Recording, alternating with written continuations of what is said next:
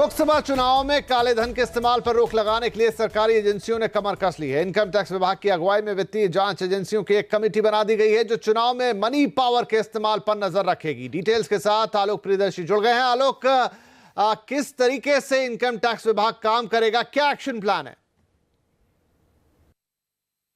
लोकसभा चुनाव के ऐलान के साथ ही देश की सभी वित्तीय जांच एजेंसियां हरकत में आ गई हैं।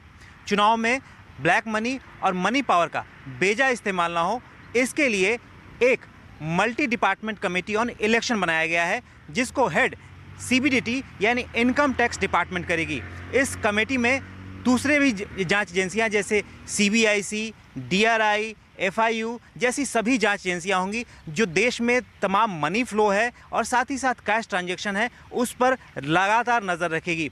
कोशिश यही है कि देश में कोई भी बैंक में अगर कोई ज़्यादा ट्रांजैक्शन होता है, कैश का विड्रॉल होता है, उस पर नज़र रखी जाए और उसको सीधे सीधे इलेक्शन कमीशन को रिपोर्ट की जाए ताकि चुनाव में मनी पावर का इस्तेमाल ना हो और साथ ही साथ काले धन के इस्तेमाल पर पाबंदी लग सके। इसके अलावा इनकम टैक्स डिपार्टमेंट ने एक 24 घंटे का एक स्पेशल कंट्रोल रूम बनाया है जो कि देश की अन्य जगहों पर 25 जो अन्य कंट्रोल रूम स्थापित किए गए हैं उनसे सीधे संपर्क में रहेगा और कहीं पर भी कोई इस तरह के मनी पावर के इस्तेमाल की या फिर बहुत बड़े कैश के फ्लो का कहीं भी खबर आती है तो उस पर सीधे रिपोर्ट करेगा और इलेक्शन कमीशन के साथ मिलकर इस पर इसके इस्तेमाल पर रोकेगा। तो कुल मिलाकर देश की सारी एजेंसियों को चाक चौबंद कर दिया गया है और ये जितनी भी फाइनेंशियल जांच एजेंसियां हैं वो दूसरी जांच एजेंसियां जैसे कि बीएसएफ या फिर जो सीआरपीएफ, सीआईएसएफ जैसी जो जांच एजेंसियां हैं या सुरक्षा एजेंसियां हैं इन सभी से लगातार संपर्क में रहेगी और कोशिश ये करेगी कि कोई बॉर्डर के बाहर से भी अगर कोई मनी फ्लो आता है उसको भी रोका जाए और देश के अंदर भी अगर कोई मनी फ्लो होता है उसको भी लगातार नज़र रखा जाए और ये पता लगाने की कोशिश की जाए कि कोई भी व्यक्ति चुनाव में किसी भी तरह का ब्लैक मनी या फिर मनी पावर का इस्तेमाल न कर सके। शुक्रिया आलोक इस जानकारी के लिए। आज अहमदाबाद में कांग्रेस वर्किंग कमेटी की एक बड़ी बैठक थी और उसके बाद काफी कुछ हुआ और जो कुछ अहम हुआ उसमें एक बात यह रही कि कांग्रेस महासचिव बनने के बाद अपनी पहली चुनावी रैली में प्रियंका गांधी ने नफरत का जवाब प्रेम से देने की अपील की है।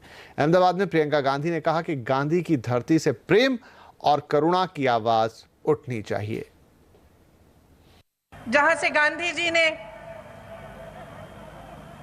प्रेम की आवाज उठाई थी, सद्भावना की आवाज उठाई थी, अहिंसा की आवाज उठाई थी, मैं सोचती हूं यहीं से आवाज उठनी चाहिए। जो अपनी फितरत की बात करते हैं आपके सामने, आप उन्हें बताइए कि इस देश की फितरत क्या है। इस देश की फितरत है कि जर्रे जर्रे में सच्चाई ढूंढ के निकालेगी। इस देश की फितरत है कि नफरत की हवाओं को प्रेम और करुणा में बदलेगी। प्रियंका गांधी के बाद कांग्रेस अध्यक्ष राहुल गांधी भी बोले और उन्होंने प्रधानमंत्री मोदी पर निशाना साधा। उन्होंने कहा कि प्रधानमंत्री मोदी गांधी के रास्ते पर चलने का दावा तो करते हैं लेकिन हकीकत में वो गांधीवाद को बर्बाद करने में लगे हैं। महात्मा गांधी और गुजरात ने इस देश को बनाया है और आज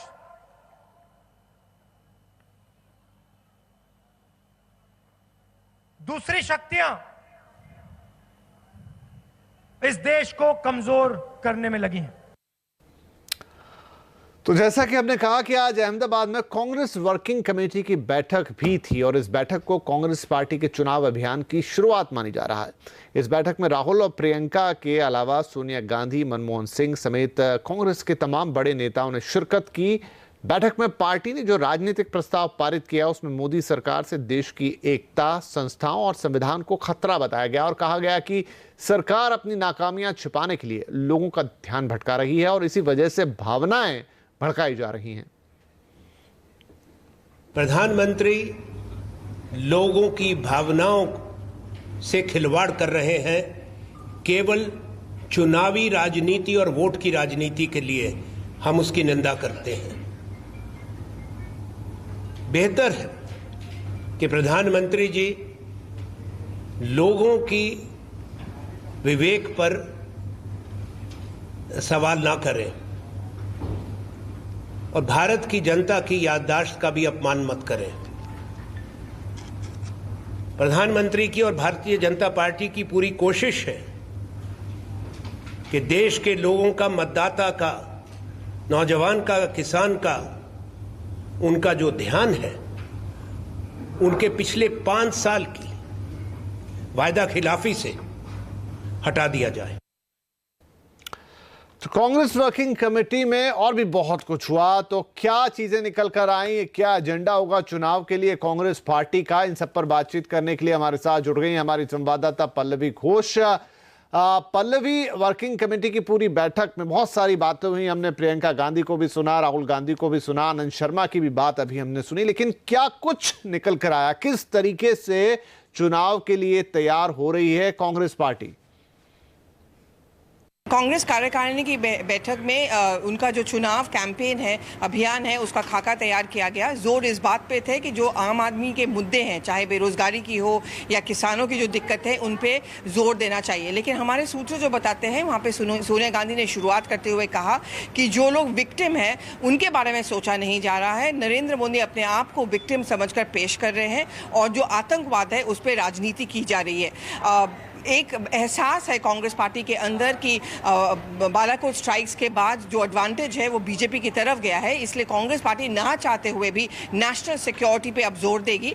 वो बार बार ये बात पे जोर देना चाहती है कि सबसे ज़्यादा आतंकवाद के जो किस्से हुए थे वो बीजेपी के कार्यकाल के समय हुआ था, चाहे वो हम संसद पे हमला की बात करें या उसके बाद भी जितने भी आतंकवादी हमले हुए।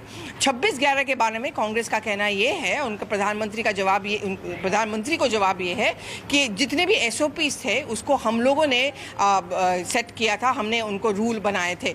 लेकिन साथ ही साथ ये साफ होता है कि कांग्रेस पार्टी थोड़े से बैकफुट पे है, क्योंकि बहुत सारे कांग्रेस के नेता चाहे गुजरात से हो या महाराष्ट्र या बंगाल से हो, अब वो पार्टी छोड़कर बीजेपी में शामिल होना चाहते हैं और चुनावी माहौल में ये बहुत अच्छा इंडिकेशन नहीं है। जी शुक्रिया पल्लवी। तो ये कांग्रेस वर्किंग कमेटी की बड़ी बैठक जो कि काफी सालों बाद गुजरात पहुंची, अहमदाबाद में हुई, और आज राहुल गांधी भी बोले, लेकिन बड़ी बात यह रही कि प्रियंका गांधी बोली। और जैसा कि आप बता रही थी पल्लवी कि अब नेशनल सिक्योरिटी को, क्योंकि एयर स्ट्राइक्स के बाद कांग्रेस को लगता है कि अब पूरा का पूरा जो उसका फायदा है वो बीजेपी की तरफ जाता दिख रहा है, या बीजेपी को उसका पॉलिटिकल गेन होगा, तो वो भी नेशनल सिक्योरिटी को एक बड़ा मुद्दा बनाना चाहते हैं। और चुनाव में जो उनकी कैंपेनिंग होगी, जो उनका रुख होगा, उसमें शायद ये एक अहम बात होगी। इधर जैश ए मोहम्मद के सरगना को अजहर मसूद जी कहने पर कांग्रेस और बीजेपी के बीच जुबानी संग्राम छिड़ गया है। बीजेपी का आरोप है कि राहुल गांधी आतंकवादियों के लिए जी शब्द का इस्तेमाल करते हैं और प्रधानमंत्री के बारे में तू तड़ाक से बात करते हैं। वहीं कांग्रेस कह रही है कि राहुल गांधी के बयान को तोड़ मरोड़ कर पेश किया जा रहा है। आज केंद्रीय मंत्री स्मृति ईरानी ने पूछा है कि पाकिस्तान और राहुल गांधी दोनों में कॉमन क्या है, क्या दोनों आतंकवादियों के लिए सहानुभूति रखते हैं? शहीदों के परिवार, आज वो लोग जिनके परिजन आतंकी हमले में मारे गए, पूछना चाहते हैं राहुल गांधी से, इतना सम्मान क्यों एक आतंकवादी के लिए? क्यों राहुल गांधी देश के आर्मी चीफ को गुंडा कहते हैं, लेकिन दिल की गहराई से एक आतंकवादी का सम्मान करते हैं? इधर कांग्रेस ने कंधार कांड और उस समय की बीजेपी सरकार पर सवाल खड़े किए हैं और कहा कि राहुल गांधी ने व्यंग किया था, जिसे अब दूसरा रूप दिया जा रहा है। अगर किसी को व्यंग नहीं समझ में आता, कटाक्ष नहीं समझ में आता, तो ये भारतीय जनता पार्टी की अपनी परेशानी है। क्या ये सच नहीं है कि इसी मसूद अजहर को कांग्रेस पार्टी की सरकार के दौरान पकड़ के बंद कर दिया गया था जेल में, और अगर वो जेल में बंद रहता तो कहीं कसाब के आसपास जमीन पे सो रहा होता, फांसी मिल गई होती। तो आइए आपको दिखाते हैं कि आखिर राहुल गांधी ने ऐसा क्या कहा था जिसे आतंकवादियों के प्रति प्रेम बताया जा रहा है। आपको याद होगा जब इनकी पिछली सरकार थी तो एयरक्राफ्ट में मसूद अजहर जी के साथ बैठकर, जो आज नेशनल सिक्योरिटी एडवाइजर हैं, अजीत डोभाल, मसूद अजहर को जाकर कांदाहार में हवाले करके आ गए थे। तो कांग्रेस गांधी और गोडसे को मनाने वालों की बात कर रही है और इधर प्रधानमंत्री नरेंद्र मोदी ने कांग्रेस को गांधी विरोधी करार दिया है। नरेंद्र मोदी ने दांडी मार्च की वर्षगांठ पर ब्लॉग लिखकर कांग्रेस पर बड़ा हमला किया है। प्रधानमंत्री ने लिखा कि कांग्रेस की संस्कृति गांधी के विचारों के उलट है। ब्लॉग में बताया गया है कि गांधी जी गरीबी, भ्रष्टाचार, भाई भतीजावाद से मुक्ति के पक्षधर थे और कांग्रेस इन बुराइयों से ग्रस्त है। गांधी समृद्धि, भाईचारा और देश का मान सम्मान बढ़ाना चाहते थे, लेकिन इनके खिलाफ काम करती है कांग्रेस। गांधी जी कांग्रेस की संस्कृति को समझते थे, इसलिए 1947 के बाद कांग्रेस को खत्म कर देना चाहते थे।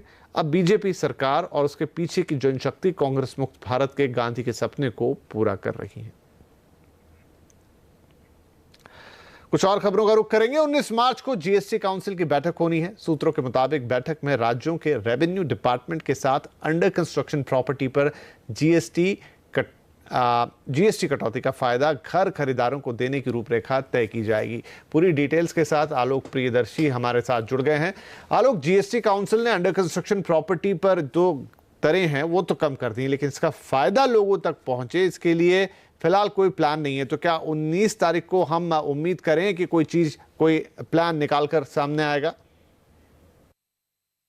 दरअसल रियल एस्टेट सेक्टर में जो जीएसटी के दरों में भारी कटौती की गई है उसका फायदा 1 अप्रैल से लागू होना है और इसी के मद्देनजर जो जीएसटी की लॉ कमेटी है उसने तमाम गाइडलाइंस तैयार किए हैं और उन गाइडलाइंस को जो अगली जीएसटी काउंसिल यानी 19 तारीख को जो बैठक होने वाली है उसमें मंजूरी दी जाएगी। दरअसल पिछली जीएसटी काउंसिल में जो अंडर कंस्ट्रक्शन फ्लैट है उस पर 12% जीएसटी से घटाकर सीधे 5% कर दी गई थी और अफोर्डेबल सेगमेंट पर जो जीएसटी की दर 8% है उसको घटाकर सीधे 1% कर दी गई थी और इन दोनों सूरतों में बिल्डर को इनपुट टैक्स क्रेडिट नहीं देने का फैसला किया गया था। अब समस्या ये पैदा हुई कि बिल्डर को जो पुराना उनके पास स्टॉक पड़ा है वो आने वाले दिनों में कैसे बेचेंगे और साथ ही साथ ग्राहकों को किस तरह से इस घटे हुए जीएसटी का दर का फायदा मिलेगा।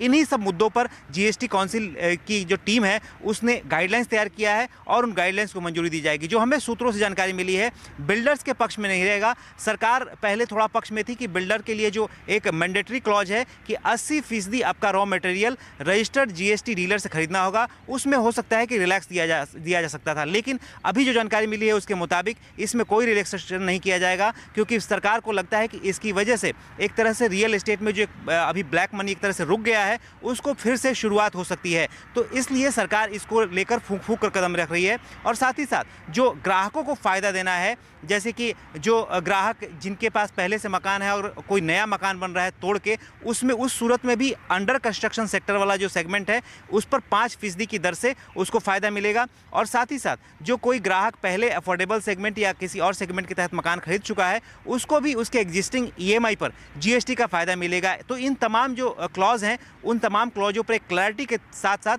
इस गाइडलाइंस को तैयार किया गया है और इस गाइडलाइंस को जो अगली जीएसटी काउंसिल यानी 19 तारीख को बैठक होने वाली है उसमें मंजूरी दे दी जाएगी। जी, बहुत शुक्रिया आलोक इस जानकारी के लिए। कर लेते हैं बाजार की, जहां हफ्ते के दूसरे दिन लगातार बाजार में शानदार तेजी रही। बाजार करीब 6 महीने की ऊंचाई पर बंद हुआ है। सेंसेक्स करीब 1.5% तो निफ्टी में करीब 1.25% की बढ़त हुई। बैंक निफ्टी आज रिकॉर्ड ऊंचाई पर बंद हुआ। बाजार की चाल को समझाने के लिए हमारे साथ जुड़ गए हमारे बैंकिंग एडिटर प्रदीप पंड्या और मार्केट एक्सपर्ट भी वो देखते हैं। प्रदीप, मजबूती वाला सेशन, हाईलाइट्स क्या रही आज के कारोबार की? जी हाँ, खासतौर पे अगर आप देखें तो मिड कैप स्मॉल कैप में एक हलचल हमने लगातार देखी है। आज की सबसे जो खास बात रही वो ये थी कि बैंक इंडेक्स जो निफ्टी बैंक है उसने नए हाईज बना लिए, तो ये सेक्टर लीड करता हुआ नजर आया। एक इलेक्शन रैली जो हम लगातार कह रहे हैं कि चल रही है बाजार में और बाजार को एक मजबूत सरकार की उम्मीद है और उसके चलते आप ये लगातार तेजी का दौर देख रहे हैं। बैंकों में जो खरीदारी आज देखने को मिली है इसके पीछे बड़ी वजह है कि अब अगले महीने होने वाली आरबीआई की पॉलिसी मीटिंग में एक और रेट कट आने की गुंजाइश दिखने लगी है और धीरे धीरे एक्सपर्ट्स के बीच में ये आम राय बनती जा रही है। आज आईआईपी और सीपीआई के जो आंकड़े आने वाले हैं उनसे उम्मीद है कि ये संभावना और मजबूत होगी, तो उसके पहले जाहिर है कि बाजार ने इसको डिस्काउंट करने की आज कोशिश की है। कमजोर आंकड़ों को देखते हुए यानी आईआईपी और सीपीआई के कमजोर आंकड़ों को देखते हुए डेट मार्केट और उसके साथ साथ शेयर मार्केट का रिएक्शन कल और भी आगे बढ़ता हुआ दिखाई दे सकता है, ये उम्मीद की जा रही है। बैंक्स ने लीड किया, लेकिन रियल एस्टेट और दूसरे रेट सेंसिटिव सेक्टर्स जैसे ऑटो वगैरह हम कहते हैं उन सभी में खरीदारी देखने को मिल रही है। आज के दिन अगर आपने देखा हो तो इंफ्रास्ट्रक्चर, ऐसे स्टॉक्स, ऐसी कंपनियां जिनमें बड़े लेवरेज की जरूरत पड़ती है, उन सभी में जबरदस्त तेजी देखने को मिल रही थी। तो एक क्लियर थीम बाजार में बनती बनती जा रही है, जिसके चलते एक ब्रॉड बेस्ड रैली लगातार देखने को मिली है। और आज भी ऐसा ही एक दिन था जहां पर थोड़ा बहुत करेक्शन दिखा है, वो इस नजरिए से कि जो काफी स्टॉक्स बढ़ चुके थे उनमें एक थोड़ी सी गिरावट नजर आ रही है, आज जहां किसी खबर की वजह से कोई थोड़ा बहुत कमजोरी का रुख दिखा हो, लेकिन उसके अलावा आमतौर पे बढ़ने वाले स्टॉक्स और उन काउंटर्स पे जबरदस्त वॉल्यूम और तगड़े ओपन इंटरेस्ट के बिल्डअप दिखाई दिए। तो प्रदीप, सेक्टर्स या शेयर्स की बात करें तो कहां सबसे ज्यादा एक्शन रहा? सबसे ज्यादा मजबूती जिन स्टॉक्स में देखने को मिली, अगर निफ्टी के नजरिए से देखें तो आज का एक सरप्राइज गेनर था भारतीय एयरटेल। और इसके पीछे वजह यह कि इन्होंने भारतीय इंफ्राटेल जो इनकी सब्सिडरी है उसकी हिस्सेदारी को अपनी एक दूसरी होली ओन सब्सिडरी में ट्रांसफर किया। उसके चलते यहां पर हमने उछाल देखा। आज का टर्न अराउंड केस लेकिन इंडसइंड बैंक था, जो अब तक इस तेजी में थोड़ा सा पीछे था, उसने पार्टिसिपेट करना शुरू किया है। तो ये कुछ इंडेक्स के गेनर्स थे, लेकिन दिग्गज जिन्होंने आज सबसे ज्यादा ध्यान खींचा है, दो स्टॉक्स पे नजर होनी चाहिए आपकी, RIL और ICICI बैंक, क्योंकि ये अपने अब तक के लाइफ हाइस पर पहुंच गए हैं। तो निफ्टी बैंक नए हाइस पर है, रिलायंस नए हाई पर है, ICICI बैंक नए हाई पर है और HDFC बैंक का उस तेजी में शामिल होता हुआ नजर आ रहा है। तो ये खास ध्यान देने वाली बात है कि बाजार में अभी भी आपको बहुत सारे स्टॉक मिलेंगे जो अपने हाइस से आधे हैं या उससे भी नीचे हैं मिड कैप स्मॉल कैप में। तो वहां जो आप जबरदस्त तेजी देख रहे हैं उसकी वजह यही है कि जब दिग्गज नए हाइस बना रहे हैं तो निवेशकों को लगता है कि बाकी स्टॉक भी देर सवेर इसमें शामिल होंगे। आज के कुछ खास सुपरस्टार्स आपको बताऊं, एस्कॉर्ट्स पे नजर डालिए, जबरदस्त मूव वहां देखने को मिला है आज के ट्रेड में। इसके अलावा matrimony.com, क्योंकि यहां पर एक FII ने खरीदारी की है, बड़ा ब्लॉक खरीदा है, 10% के आसपास का हिस्सा एक म्यूचुअल फंड से, उसका फायदा मिलता हुआ आज के ट्रेड में नजर आया है। गिरने वाले स्टॉक जैसे मैंने कहा, फहरिस्त बहुत लंबी नहीं है, छोटी सी है। तो भारतीय एयरटेल और इंफ्राटेल की जो डील की हम बात कर रहे थे, एयरटेल को फायदा हुआ तो इंफ्राटेल थोड़ा सा नीचे आकर बंद होता हुआ नजर आ रहा है। इसके अलावा दूसरे स्टॉक्स जो आप देख रहे हैं उनमें एक प्रॉफिट बुकिंग है, क्योंकि अच्छी तेजी हमने देख ली थी। कुल मिलाकर लेकिन लॉन्ग बनने का ही मूड था वायदा कारोबार में। वहां पर अरविंद, ये स्टॉक खास तौर पे जबरदस्त तेजी दिखा रहा है और इसकी जो अलग अलग सब्सिडरीज की अब एक एक करके लिस्टिंग हुई है, उसके बाद एक बार की करेक्शन आया 2 दिन पहले, लेकिन फिर से इसने तेजी का रुख पकड़ लिया है। तो यहां पर लॉन्ग बनते हुए नजर आए। इंडसइंड बैंक, HDFC बैंक सबसे टॉप लॉन्ग वाले स्टॉक थे। शॉर्ट कहां बने? अपोलो हॉस्पिटल आखिरी घंटे के दौरान खास तौर पे यहां पे मंदी की पोजीशन काफी बनती हुई दिखाई दी है। MRF, माइंडट्री, ये कुछ और स्टॉक्स थे जहां पर हम मंदी की पोजीशन बनते हुए देख रहे हैं। लेकिन काफी शार्प शॉर्ट कवरिंग कुछ स्टॉक्स पर दिखाई दी है, जहां पे शॉर्ट ट्रेडर्स ने अपनी पोजीशन आज जोर से काटी और उसका फायदा मिलता हुआ नजर आया। देखिए MGL, MRPL, IDFC, ये कुछ एक स्टॉक्स थे। तो आप देख सकते हैं कि स्क्रीन पे हरियाली ज्यादा है, बढ़ने वाले शेयर्स की तादाद काफी ज्यादा रही गिरने वालों के मुकाबले। जी शुक्रिया प्रदीप इस मार्केट एनालिसिस के लिए। जोरदार तेजी लगातार दूसरे दिन बाजार में। बात कर लेते हैं सोने की। तो शुद्ध सोने की पहचान अब सभी लोगों के लिए जल्द ही आसान हो सकती है। कंज्यूमर अफेयर मंत्रालय 20 कैरेट की ज्वेलरी और 24 कैरेट के बुलियन के लिए भी हॉलमार्किंग जरूरी करने पर विचार कर रही है। सरकार की अप्रैल से गोल्ड हॉलमार्किंग पर ड्राफ्ट ऑर्डर लागू करने की तैयारी है।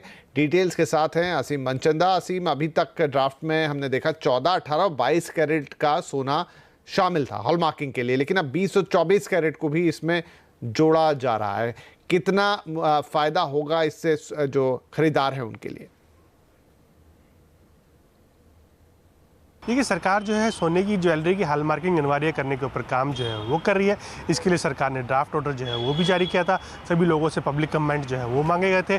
उसके बाद सरकार ने सभी स्टेक होल्डर के साथ बैठक की और अब इसको फाइनल करने की तैयारी जो है वो कर रही है। सरकार ये पहले ड्राफ्ट ऑर्डर में ये कहा गया था कि सरकार जो है 14, 18 और 22 कैरेट की ज्वेलरी की हॉलमार्किंग जो है अनिवार्य करेगी, लेकिन सबसे बैठक करने के बाद सरकार ने यह तय किया है कि वो 20 और 24 कैरेट की जो ज्वेलरी है उसकी भी हॉलमार्किंग को अनिवार्य जो है वो करेगी। यानी कि सरकार इसको अप्रैल में लागू करने की तैयारी जो है वो कर रही है। अप्रैल में के बाद जो अभी आप सोना खरीदेंगे आपको उसकी शुद्धता की गारंटी जो है वो मिलेगी। चाहे आप 14 कैरेट का खरीदिए, चाहे आप 24 कैरेट का सोने का आभूषण जो है वो खरीदिए, तो आपको उसके ऊपर हॉलमार्किंग जो है आपको मिलेगी, जिससे आपको ये तय हो जाएगा कि ये सोना जो है पूरी तरह से शुद्ध है। सरकार ये इसको चरणों में लागू करने की तैयारी जो है वो कर रही है। इसके लिए सरकार ने 31 दिसंबर 2019 की डेडलाइन जो है वो रखी है, जिसमें कि सारे 1 लाख सिटीज़ के अंदर हॉलमार्किंग के आभूषण जो है वो बेचे जाएंगे। उसके बाद 2020 तक सरकार इसको पूरे देश के अंदर लागू जो है वो करेगी। जी शुक्रिया। आज 12 मार्च है। दुनिया भर में ये दिन बेहद खास है क्योंकि आज ही के दिन 30 साल पहले यानी 12 मार्च 1989 को एक क्रांति हुई। आज के दिन वर्ल्ड वाइड वेब यानी इंटरनेट की नींव रखी गई। इंटरनेट पर आप जो कुछ सर्च करते हैं उसके लिए वेब पेज बनाया गया। www एक एप्लीकेशन तैयार की गई जिसे HTML, URL और HTTP से बनाया गया ताकि इंटरनेट के जरिए चंद सेकंड में आप कोई सूचना हासिल कर सकें। इसका सेहरा जाता है ब्रिटिश इंजीनियर और कंप्यूटर वैज्ञानिक सर टिम बर्नर्स-ली को। सर टिम बर्नर्स-ली 1989 में यूरोप की मशहूर संस्था CERN में काम कर रहे थे। यहीं उन्होंने इसे बनाया और इसके बाद वर्ल्ड वाइड वेब .AP को रिलीज किया गया। 6 अगस्त सन 1991 को इंटरनेट वजूद में आया और दुनिया को अपनी पहली वेबसाइट http://info.cern.ch मिली।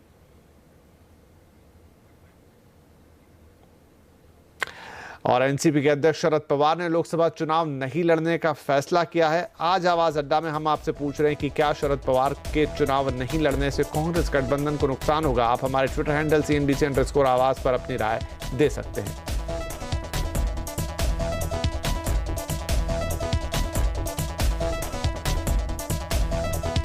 तो ये तो हुई चुनाव अड्डा की बात, लेकिन अगर आप भी योग करते हैं तो आपके शरीर पर उम्र बढ़ने का असर नहीं दिखेगा। जी हां, एम्स की रिपोर्ट में बात सामने आई और आज कंज्यूमर अड्डा में हम यही बात करेंगे कि कैसे योग से, उसके इस्तेमाल से क्या हम हमेशा युवा रहने की चेष्टा कर सकते हैं। हमारे एक्सपर्ट बताएंगे कि कैसे योग आपको हमेशा युवा रहेगा, योग से रहेगा यौवन। 5:57 पर कंज्यूमर अड्डा में जरूर जुड़िए।